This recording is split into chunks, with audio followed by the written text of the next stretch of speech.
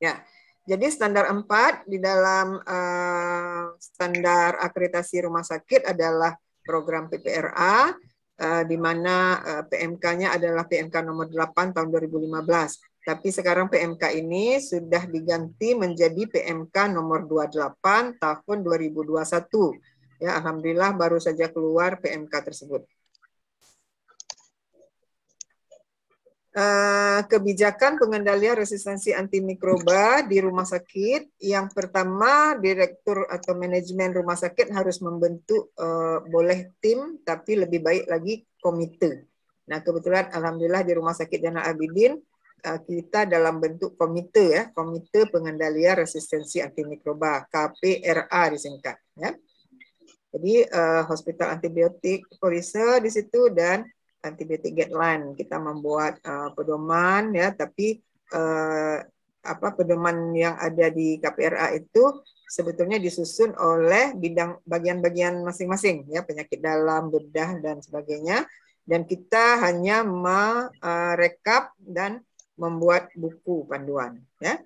Di situ termasuk multi-drug resistant organism, mikroorganisme yang resisten, bagaimana pengelolaannya ya, multidisiplin profesi, nggak bisa satu aja yang bekerja, harus sama-sama, dan 4 pilar dari KPRA ya.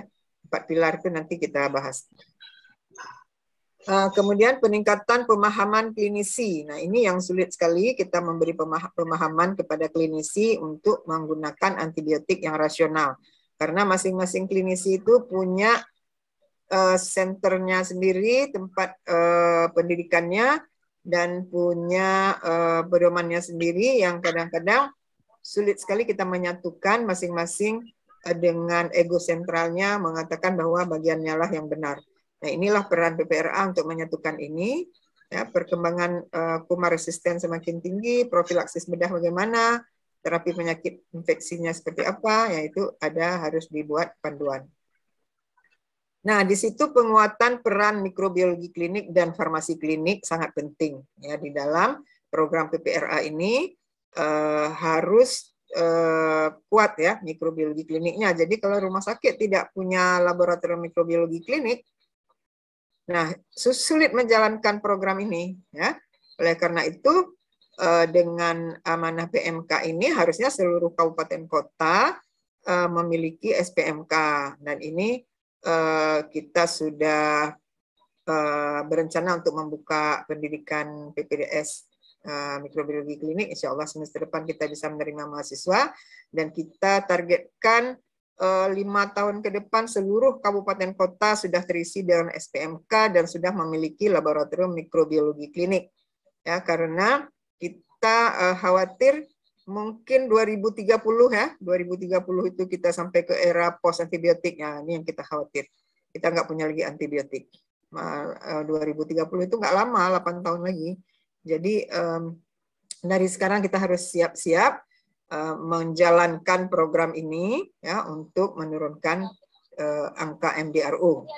Nah, di situ juga penguatan PPI ya di dalam program ini nggak bisa kita sepelekan juga ya, PPI dalam mencegah transmisi, penerapan standar precaution, itu peran PPI.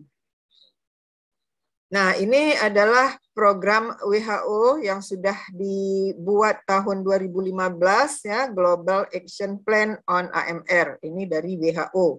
Nanti Global Action Plan ini turun menjadi National Action Plan ya.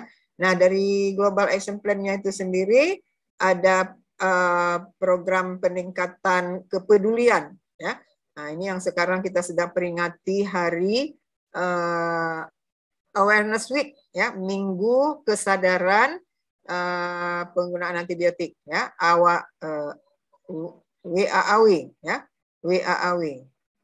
Jadi sekarang kemarin ya, penutupannya kemarin di Bali, dan di Aceh kita kemarin ikut dalam kegiatan AKMK di Puskesmas Ingin Jaya. Kita buat seminar tentang AMR.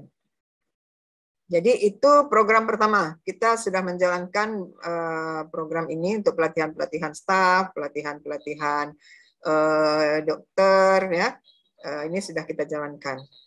Kemudian surveillance. Nah, surveillance atau penelitian ini kita juga ikut terlibat dalam penelitian nasional, dan bulan lalu kita baru menjalankan surveillance penggunaan antibiotik di rumah sakit. Ada 5 alumni kita yang baru menyelesaikan dokternya ikut terlibat di dalam surveillance ini kemarin dengan Kemenkes ya. Termasuk di situ siapa ya? Salsabila ya, Dokter Salsabila, ada beberapa lagi yang ikut dalam surveillance ini kemarin. Jadi ini adalah program WHO. Kalaupun kita nggak punya anggaran untuk surveillance ini, nggak ada dari Kemenkes, kita bisa lakukan sendiri tanpa anggaran ya. Jadi yang penting ada niat dan tenaga dari KPRA sendiri. Kita mengambil data misalnya evaluasi kualitas penggunaan antibiotik dengan metode Giessen, atau evaluasi kuantitas penggunaan antibiotik dengan DDD. Nah, itu kita surveillance yang sebetulnya tidak memerlukan biaya. Nah, kemudian programnya yang ketiga yaitu menurunkan insidensi infeksi. Ya, dengan sanitasi, hygiene, ya, dengan PPI kita bisa menurunkan angka insidensi. Ya, lalu kita mengoptimalisasi penggunaan antimikroba baik pada manusia maupun pada hewan. Ya, kemudian ini develop the economic case for sustainable investment that takes account of the needs of country. Ya, ini mungkin program ini kita juga sudah menjalankan dengan alat diagnostik kita yang cukup lengkap dengan vaksinasi dan sebagainya. Ya, ini sama ya. Ini Global Action Plan dari WHO yang dipresentasikan di tingkat nasional ketika saya ikut pelatihan tahun 2017 ini. Nah, Global Action Plan itu diturunkan menjadi National Action Plan atau NAP ya. Ini di tingkat nasional. Nah, ini salah satunya meningkatkan kewaspadaan atau kepedulian kita terhadap AMR ini ya. Nah, ini dari Global Action Plan jadi National Action Plan ini kita kita ringkas ya, yang pertama ini kepedulian, yang kedua surveillance, yang ketiga mengurangi insidensi infeksi dan seterusnya ya. Ya, ini ketika kami mengikuti pelatihan tahun 2017, 2018, 2019 ya, kita setiap tahun diundang ke Jakarta untuk mengikuti pelatihan-pelatihan bimbingan teknis ya AMR ini. Ini adalah pelatihan ketika kita buat workshop di Aceh ya, dilaksanakan oleh Perhimpunan Spesialis Mikrobiologi Klinik cabang Aceh. Ini sebelum pandemi ya, bulan September tahun 2019. Nah, PMK nomor 8 ini regulasi ya tingkat nasional. PMK nomor 8 2015 ini sudah diganti dengan nomor 28 tahun 2021. Kemudian pedoman PPRA kita buat di rumah sakit, pedoman umum penggunaan antibiotik, kemudian dari National Action Plan tadi, kemudian PMK yang terakhir ini. Nah, the ini messenger RNA then moves out of the nucleus into the cytoplasm. Suara apa tuh? Ini standar nasional akreditasi SNARS ya. Ini pedomannya. Kemudian ini pedoman program pengendalian resistensi antimikroba di rumah sakit. Ya, ini dari Kemenkes. Kemudian ini pedoman umum penggunaan antimikroba dari Kemenkes juga. Ini National Action Plan. Nah, ini yang baru keluar. Yang baru saja belum sampai sebulan keluar panduan penatagunaan antimikroba di rumah sakit dan peraturan PMK nomor 28 tahun 2021. Nah, ini pedoman pelaksanaan PPRA tahun 2011. Ini kebijakan antibiotik di rumah sakit atau hospital antibiotic policy. Nah, di dalam kebijakan pengendalian resistensi antibiotik ini Rumah Sakit Sutomo punya. Ya, Rumah Sakit Sutomo telah menurunkan dari pedoman nasional menjadi pedoman rumah sakit. Jadi harus dideskripsikan lagi menjadi kebijakan di rumah sakit. Nah, di dalam PMK nomor 8 tahun 2015 itu sudah diamanahkan ya, berarti 7 tahun yang lalu ya. Setiap rumah sakit harus melaksanakan PPRA secara optimal. Pelaksanaan PPRA sebagaimana dimaksud ayat 1 membentuk tim. Nah, ini kan banyak rumah sakit yang belum membentuk tim sampai sekarang. Padahal PMK ini sudah 7 tahun ya, terutama di RSUD daerah. Kemudian menyusun kebijakan dan panduan. Nah, kita lihat di daerah itu masih jor-joran pakai antibiotik. Kemudian melaksanakan penggunaan antibiotik secara bijak dan melaksanakan prinsip pencegahan pengendalian resistensi. Yang PMK tahun 2008 tahun 2021 ini dijelaskan mengenai antibiotik ya. Antibiotik itu adalah obat yang digunakan untuk mengatasi infeksi bakteri ya, jadi bukan infeksi virus, bukan infeksi jamur. Antibiotik bisa bersifat bakterisid, bisa bersifat bakteriostatik. Kemudian dikelompokkan juga berdasarkan mekanisme kerja, struktur kimia dan spektrum. Spektrumnya itu bisa untuk gram positif, gram negatif, aerob dan anaerob. Antibiotik disebut berspektrum luas bila aktivitasnya mencakup 2 kelompok atau lebih. Nah, itu baru dikatakan spektrum luas. Kemudian di dalam PMK ini juga dimasukkan pengelompokan antibiotik menjadi 3 kelompok ya. Itu termasuk di dalam PGA. Jadi ada istilah aware, access, watch, dan reserve. Kalau dulu lini 1, lini 2, lini 3. Nah, ini yang akses ya, tersedia di semua fasilitas pelayanan kesehatan untuk pengobatan infeksi bakteri yang biasa ya, yang umum terjadi. Diresepkan oleh dokter. Jadi boleh enggak bukan dokter spesialis boleh. Penggunaan sesuai dengan panduan PPK ya, panduan praktek klinik dan panduan penggunaan antibiotik yang berlaku. Nah, ini yang watch. Yang watch itu dulu lini 2 ya. Lini 2 ini sudah lebih ketat. Tersedia di fasilitas pelayanan kesehatan tingkat lanjut. Ini sebenarnya nggak boleh di puskesmas. Dilakukan untuk indikasi khusus, kemudian kelompok ini memiliki kemampuan lebih tinggi dan berpotensi menimbulkan resistensi. Jadi harus dipantau penggunaannya. Ya, tapi cukup dipantau kalau di rumah sakit oleh PRA yang ada di bagian, ya, bukan PRA rumah sakit atau komite. Ini boleh tidak boleh diresepkan oleh dokter umum, tapi diresepkannya oleh dokter spesialis. Dan dikaji oleh apoteker atau konsultan infeksi, ya, dengan persetujuan KPRA, ya, tapi ini boleh KPRA-nya yang ada di bagian. Penggunaan sesuai dengan panduan praktek klinik. Nah, ini yang reserve atau yang lini 3. Ya, ini sebenarnya hanya disediakan di fasilitas pelayanan kesehatan tingkat lanjut. Antibiotik kelompok ini dicadangkan, jadi dikeluarkan itu sangat hati-hati. Ini kalau kita sudah tidak punya antibiotik lagi, maka kita masih ada yang kita cadangkan di lini 3 ini. Oleh karena itu pengeluarannya harus di ACC oleh tim KPRA. Nah, ini menjadi prioritas program PPRA secara nasional dan internasional, diresepkan oleh dokter spesialis, ya, nggak boleh dokter umum. Dan ada tim PGA di Komite Pengendalian Resistensi Antibiotik yang memberi ACC untuk pengeluaran antibiotik lini 3 ini. Penggunaannya sesuai dengan panduan praktek klinik juga. Jadi regulasi-regulasi itu turun menjadi regulasi di tingkat lokal ya, dari WHO turun ke nasional turun ke tingkat lokal ke masing-masing rumah sakit ya, dengan pedoman pelaksanaan PPRA, pedoman umum dan SK komite. Nah, ini kita dari tahun 2017 kita di Jurnal Abidin sudah punya. Langkah-langkah implementasi PPRA ini setelah dibentuk tim atau komite di rumah sakit ya, yang di dalamnya berisi berbagai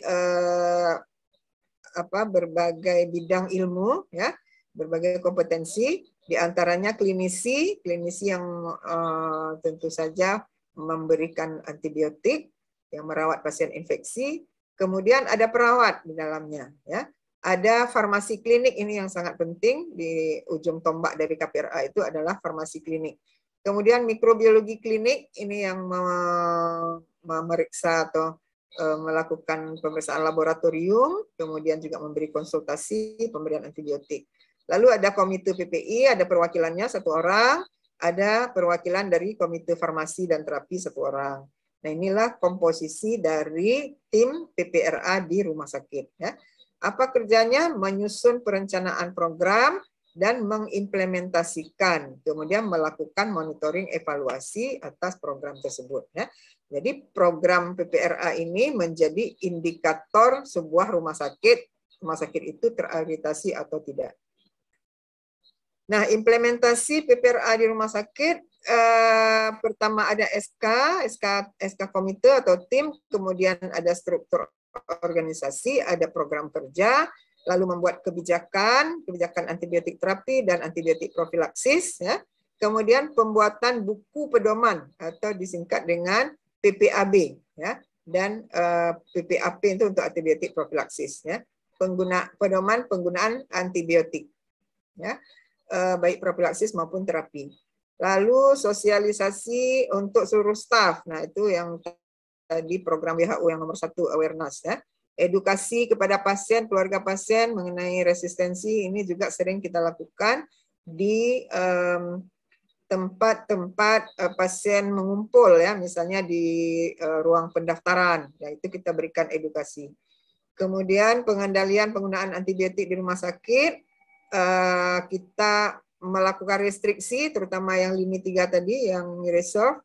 Kemudian kita juga sekarang memberlakukan automatic stop order. Jadi antibiotik yang lini 2 dan lini 3 ini begitu keluar resep dan sudah di ACC, diberikan ke pasien, kemudian terhenti sendiri dengan otomatis, farmasi tidak bisa keluarkan lagi kalau sudah sampai pada saatnya di stop. Ya, misalnya empiris, untuk empiris 3 hari, lalu boleh ditambah 3 hari lagi sebelum keluar hasil kultur, berarti empiris 6 hari. Setelah 6 hari langsung stop, farmasi tidak keluarkan lagi, karena dari komputer sudah keluar, dia stop, jadi nggak bisa diorder lagi. Ya, jadi itu yang kita buat program automatic stop order. Kalau nggak kita buat seperti ini, DPJP-nya atau dokter penanggung jawab pasien tidak memonitor, kadang melihat pasien hanya dari pintu, tidak melihat antibiotiknya sudah berapa hari, ya bisa sampai 30 hari antibiotik belum di stop. Nah, itu yang terjadi saat ini, ya. Oleh karena itu kita membuat antibiotik stop order. Kemudian streamline antibiotik, monitoring efektivitas dan keamanan. Lalu audit, ya, audit ini yang kita lakukan dengan GISEN, ya, dan DDD untuk yang kuantitatif, GISEN yang kualitatif, ya, baik untuk antibiotik terapi maupun untuk antibiotik profilaksis. Kemudian juga di mikrobiologi kita membuat pola kuman. Pola kuman ini tujuannya untuk memberikan antibiotik empiris, ya, dan membuat laporan jumlah MDRO. Setiap tahun kita buat laporan berapa banyak MRSA kita, berapa banyak ESBL kita, ya, berapa banyak karbapenem resisten kita. Nah, itu kita laporkan karena ini adalah merupakan indikator sebuah rumah sakit. Ya, rumah sakit bisa ditutup kalau MDRO-nya tinggi, dan ini yang diminta oleh standar akreditasi. Kemudian ada forum, ya, namanya Forum Kajian Penyakit Infeksi Terintegrasi atau disingkat FORKIT. Nah, FORKIT ini kita bentuk apabila ada pasien sulit, ya, pasien infeksi yang komplikasi. Nah, kita bentuk satu tim untuk mengkaji dan membahas tentang penggunaan antibiotik. Lalu pelaporan, ya, setiap tahun ataupun setiap 6 bulan kita membuat laporan kepada direktur dan Kemenkes, ya, melalui, untuk Kemenkes kita mengirim melalui email. Ya, ini di antara beberapa program KPRA, ya, sosialisasi, membentuk tim, implementasi pilot project. Nah, pilot project ini untuk evaluasi antibiotik ya. Misalnya kita mengevaluasi kualitas penggunaan antibiotik dengan GISEN, nggak mungkin kita ambil seluruh rumah sakit ya. Yang pertama tenaganya, yang kedua biayanya besar. Jadi kita boleh ambil pilot project, misalnya untuk tahun ini kita hanya ambil bagian bedah saja. Bedah pun mungkin kita hanya ambil bedah ortopedi saja. Jadi itu boleh ya, dan dibolehkan oleh Kemenkes, kita ambil suatu pilot project untuk kita evaluasi. Kemudian periode berikutnya kita ambil yang lain lagi. Nah itu, kemudian pengembangan PPRA di SMF, jadi di KSM itu atau di bagian itu kita buat PPRA bagian. Ya, kemudian for kit.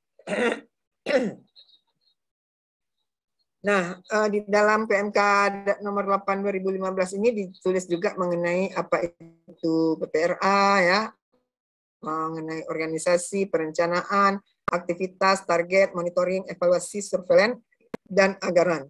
Ya, pengendalian resistensi ini ditujukan untuk mencegah atau menurunkan adanya kejadian mikroba resisten. Nah, di pasal 7 dijelaskan mengenai susunan tim ya.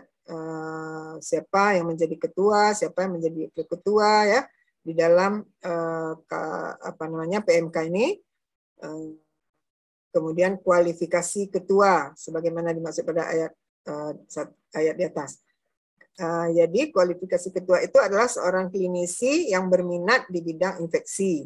Nah, sekarang pun di tingkat pusat ya di Kemenkes itu ada KPRA Kemenkes yang mengayomi KPRA rumah sakit. Nah, sekarang KPRA Kemenkes itu diketuai oleh seorang SPMK, ya, Dr. Anis SPMK dari FKUI. Beliau sekarang menjadi ketua KPRA Kemenkes. Baru saja diganti ya beberapa hari yang lalu. Sebelumnya adalah Dr. Hari Paraton SPOG. Ya, dari Surabaya. Mungkin susah ya kalau jauh dari pusat, maka diambil orang Jakarta. Kebetulan Dr. Anis ini dari FKUI. Ya, Dr. Hari Paraton lama sekali juga menjadi ketua KPRA Kemenkes dan beliau sangat concern dengan AMR ini ya. Nah, mungkin namanya semua kita sudah kenal, Dr. Hari Paraton. Kemarin juga panitia AKMK minta nomor telepon beliau. Ya, beliau konsen sekali. Beliau kalau operasi seksus sesar tidak pernah memberikan antibiotik. Ya, bahkan beliau bilang cucunya sudah umur 7 tahun belum pernah diberikan antibiotik. Nah, jadi ini seorang ketua KPRA itu boleh klinisi ya, boleh klinisi apa saja spesialisnya. Boleh mikrobiologi, boleh penyakit dalam, boleh bedah ya. Kemudian dalam melaksanakan tugasnya, tim pelaksana PRA ini bertanggung jawab langsung kepada direktur. Jadi KPRA ini langsung di bawah direktur, bukan di bawah wadir ya, bukan di bawah wadir pelayanan, tapi langsung di bawah direktur. Nah ini tim ya dari KPRA ini yang mengendalikan resistensi antimikroba di rumah sakit, ada klinisi, ada keperawatan, ada mikrobiologi klinik, ada farmasi, ya, ada KFT. KFT itu adalah komite farmasi dan terapi. Oke. Nah ini untuk klinisi. Dokter spesialis yang ada di rumah sakit tersebut menerapkan penggunaan antibiotik dan menerapkan kewaspadaan PPI-nya nih ya. PPI-nya kurang nampak. Kemudian melakukan koordinasi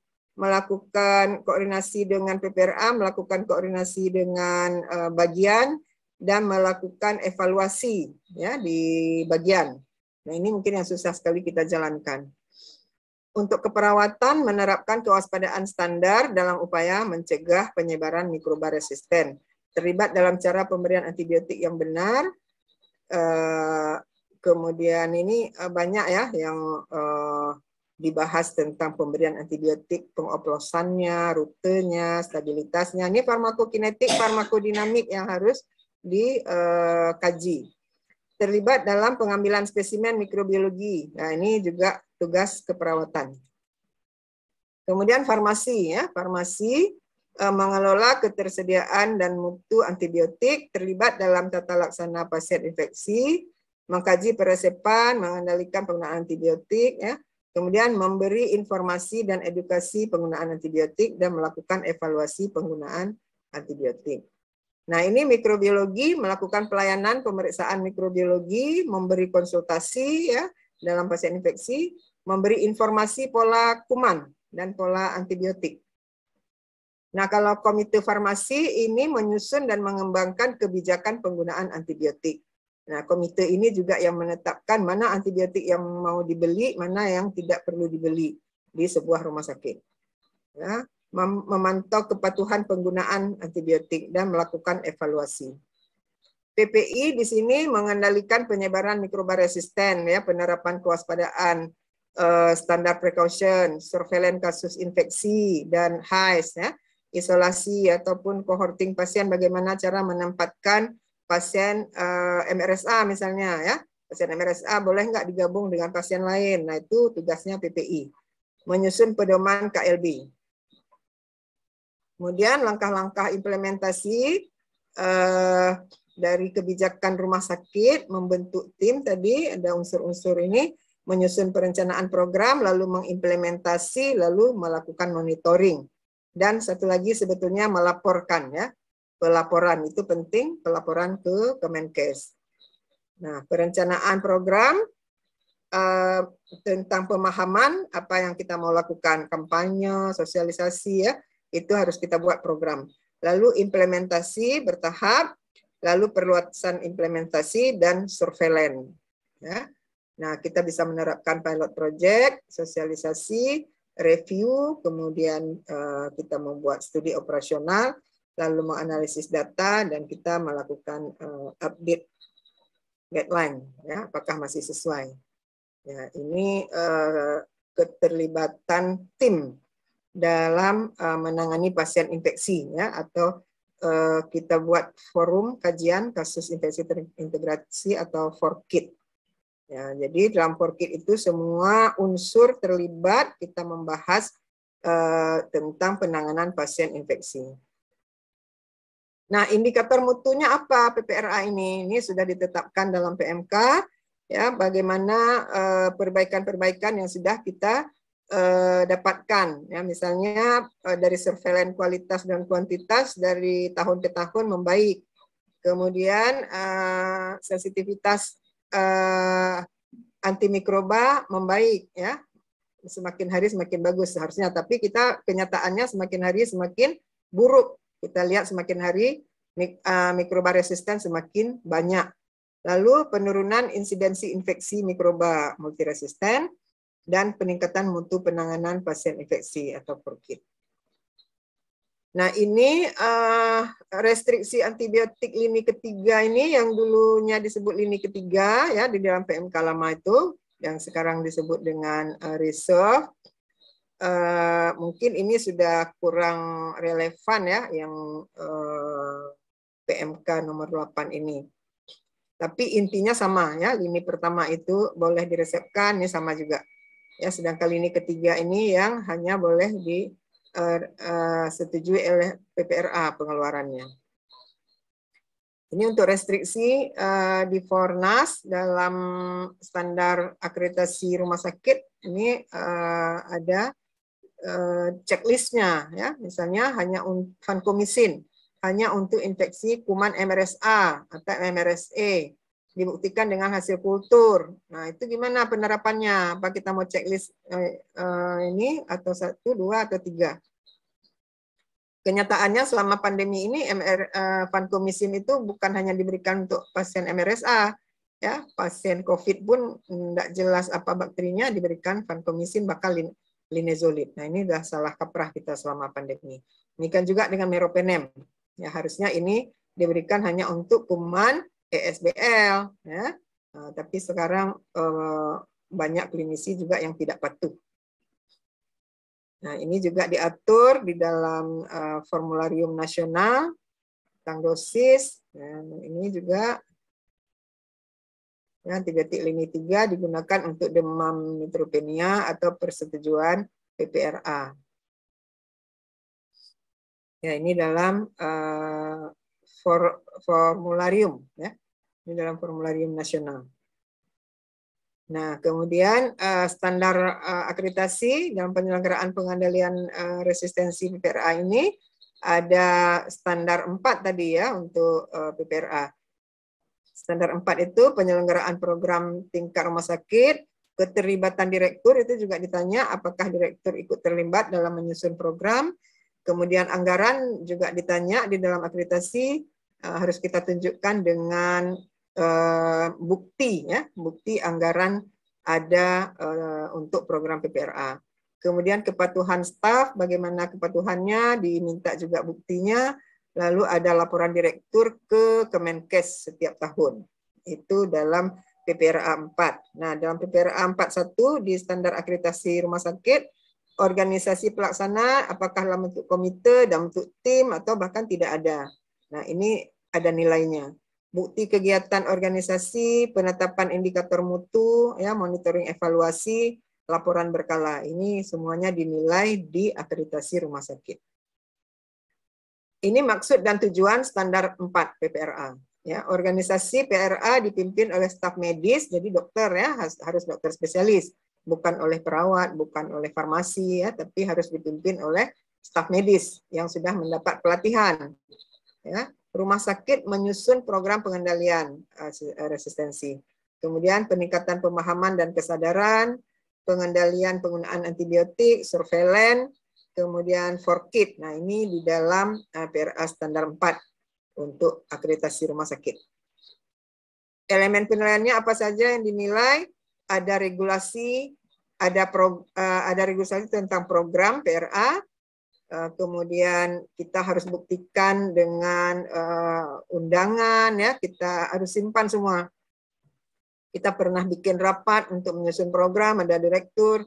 Nah, mana undangannya ditanya. Jadi kita harus simpan undangannya, harus kita simpan notulensi, kita simpan absensi, itu untuk menunjukkan kita pernah melakukan rapat untuk menyusun program. Nah, ini salah satu elemen dari akreditasi. Jadi akreditasi itu detail sekali ya.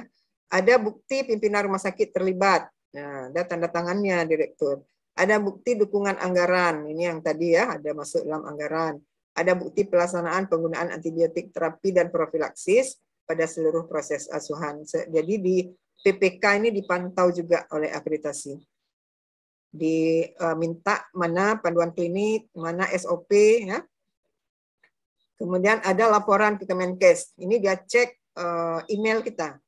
Nah, diminta mana emailnya, kita melapor ke Kemenkes. Nah, kemudian juga di dalam PMK ini disebutkan di setiap rumah sakit harus melaksanakan program PPRA, melaksanakan program PPRA sebagaimana pada ayat 1 dilakukan melalui pembentukan tim, penyusunan kebijakan, melaksanakan penggunaan antibiotik bijak, dan prinsip pencegahan infeksi PPI. Nah, ini di bagian kedua pasal 7 juga disebutkan tim pelaksana program PPRA ini dibentuk melalui keputusan SK Direktur. Ya. Nah, ini kualifikasi. Kualifikasi merupakan seorang klinisi, jadi dokter spesialis. Ya, nggak boleh perawat, nggak boleh farmasi, ataupun yang lainnya. Jadi harus klinisi. Dalam melaksanakan tugasnya, tim ini bertanggung jawab kepada direktur. Jadi langsung di bawah direktur. Nah, ini banyak lagi pasal 9 ya, apa tugas dari tim ini, membantu direktur ya, banyak nih ya tugas dari tim KPRA rumah sakit. Nah, ini masih standar PPRA SNARS. Regulasinya diminta bukti, kebijakan, panduan, SK, SPO, ya itu semuanya kita tunjukkan ke tim akreditasi. Dokumennya diminta rekam mediknya, diminta lihat mana rekam medik, kita mau katakan bahwa kita menggunakan antibiotik yang bijak. Jadi dia sampling ya, dia sampling nanti rekam mediknya ditarik satu, dilihat bagaimana pemberian antibiotik kita. Lalu ada tata laksana pelayanan, laporan kegiatan, laporan hasil. kemudian observasi ditelusur ke unit, ya, ke bagian. Lalu nanti diwawancara. Pertama diwawancara pimpinan rumah sakit, kemudian diwawancara komite dan tim. Nah, action plan-nya dalam standar akreditasi PPRA 4 ini seperti ini dia, ya, ada elemennya apa yang dinilai, regulasinya ada, dokumennya apa, ya, kemudian dia observasi, bagaimana hasil observasinya, lalu diwawancara, ya. Ini semuanya ada penilaian di dalam akreditasi. Ya, jadi agak detail, ya, untuk mendapatkan akreditasi paripurna itu tidak gampang, ya. Alhamdulillah Rumah Sakit Zainal Abidin sejak tahun 2012 mendapatkan akreditasi bintang 5, ya, paripurna. Tapi itu tidak mudah karena kita harus menggerakkan semua unsur, semua tim harus ikut terlibat, ya, di dalam program-program yang diamanahkan di dalam PMK. Nah, ini masih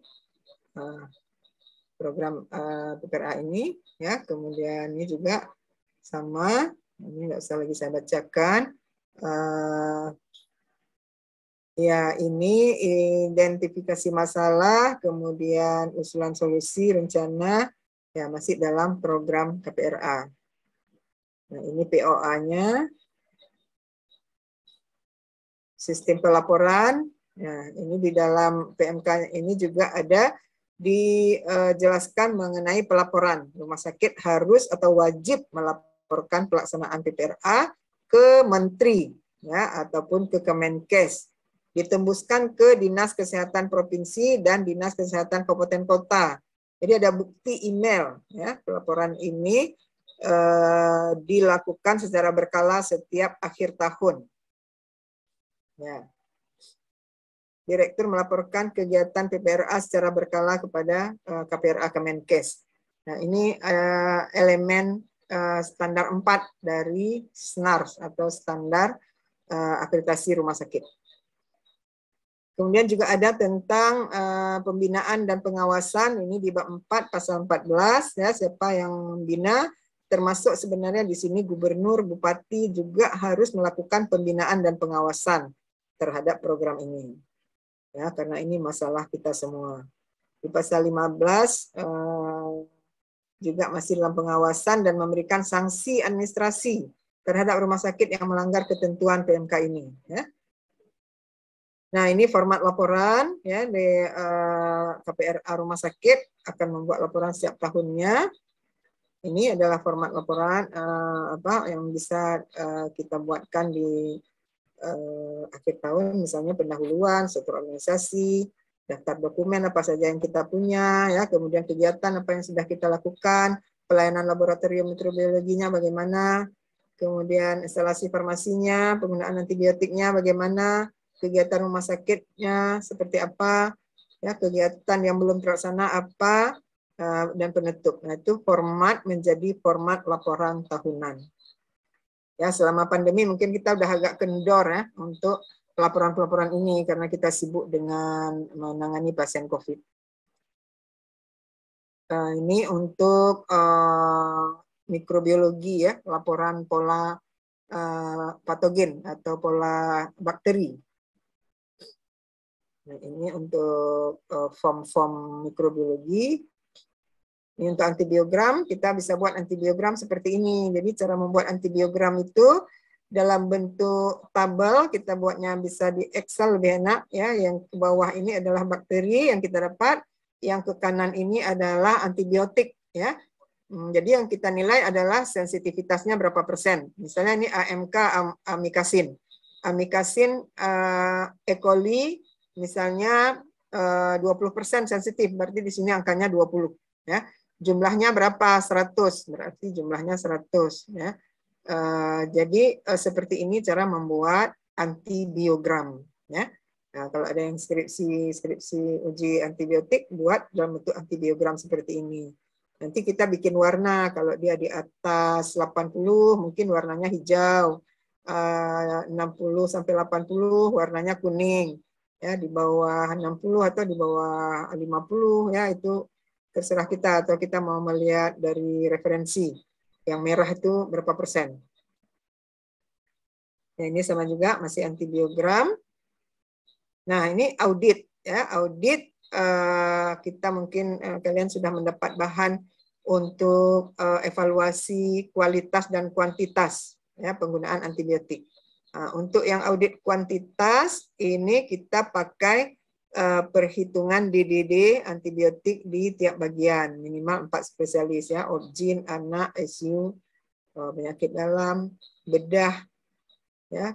Ini untuk yang kuantitas. Nah, ini dia formatnya seperti ini, mungkin sudah diajarkan sama Bu Fona kemarin.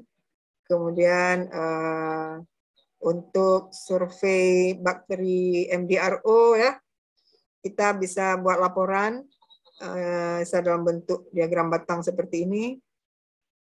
Kemudian audit kualitas. Nah, ini yang Giessen ya.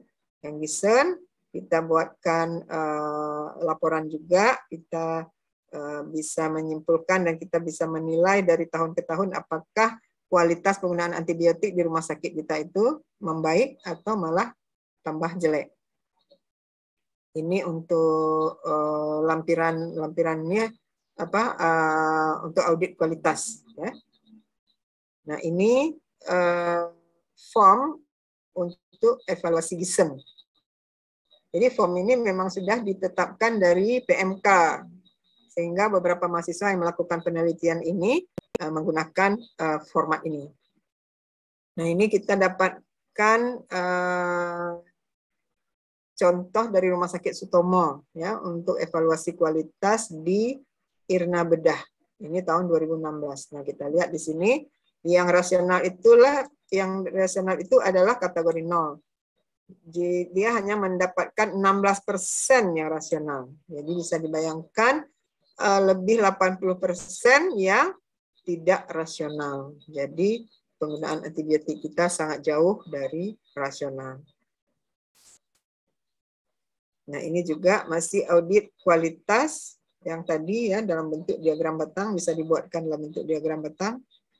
Ya, jadi kita dulu terbentuk tim KPRA ini atas jasa direktur yang lama yaitu Dr. Farul Jamal yang beberapa kali ikut pelatihan juga ke Jakarta bersama-sama kami, dan beliau yang meng-SK-kan pertama kali SK KPRA Rumah Sakit Umum Dr. Zainal Abidin.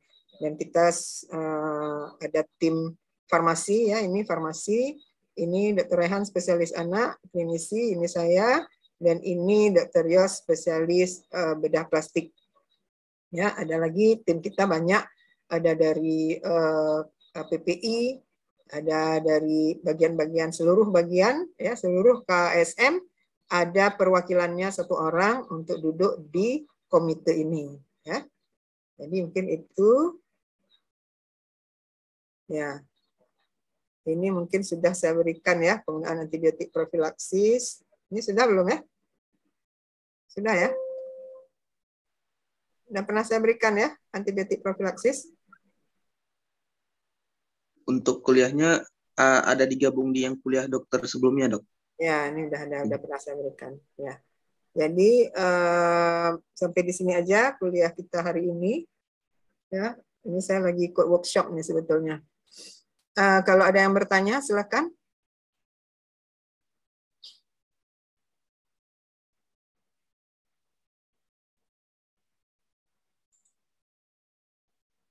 Ya, ada yang ingin ditanyakan?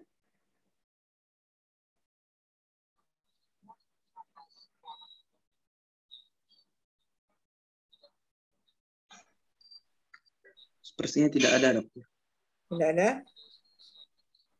Baik, tugasnya sudah saya terima semua. Kalian tinggal menunggu ujian tanggal 6 ya? 6 Desember. Kalau di jadwal tanggal 1, Dok.